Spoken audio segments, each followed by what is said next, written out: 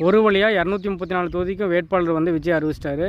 தன்னுடைய கட்சியில் வேட்பாளர் வந்து ஆள் இல்லாமல் பண ஆதாயம் கொடுப்பாங்க, அதெல்லாம் ஒரு ஃபைனலைஸ் பண்ணி சர்ச் பண்ணி ஒரு 4 நாளைக்கு முன்னாடி காங்கிரஸ்னு வந்தவங்களாம் சீட்டு கொடுத்து எப்படி 234 அறிவிச்சிட்டாரு. தான் வந்து பெரம்பூர் தொகுதியிலையும் திருச்சி கிழக்குலையும் போட்டியிடுவது ஏன்னு சொல்லிட்டு அண்ணன் சாட்டை துறைமுகம் தெளிவாக விளக்கிட்டார்.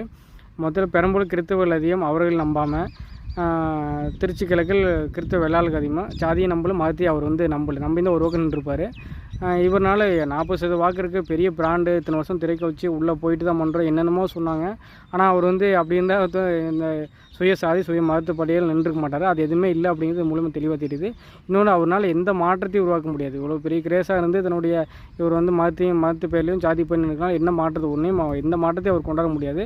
மாறாக வந்து இவர் வந்து கொடூரமான அரசியல், அதாவது அரசியல் பணம் இருக்க மட்டும்தான் இங்கே அரசியல் செய்ய முடியும். திராவிட அரசு அவங்க மட்டும் வேட்பாளர் இருக்க முடியும், மீதி எல்லாம் ரோட்டில் வேலை செஞ்சுட்டு போஸ்டர் விட்டு அப்படியே இருக்க வேண்டியது நிலைமையில் நாம் தமிழர் கடந்த 5 வருஷமாக என்னென்னமோ எளிய மக்களை வேட்பாளர் என்னென்னமோ புரட்சி செஞ்சுட்டு வருது.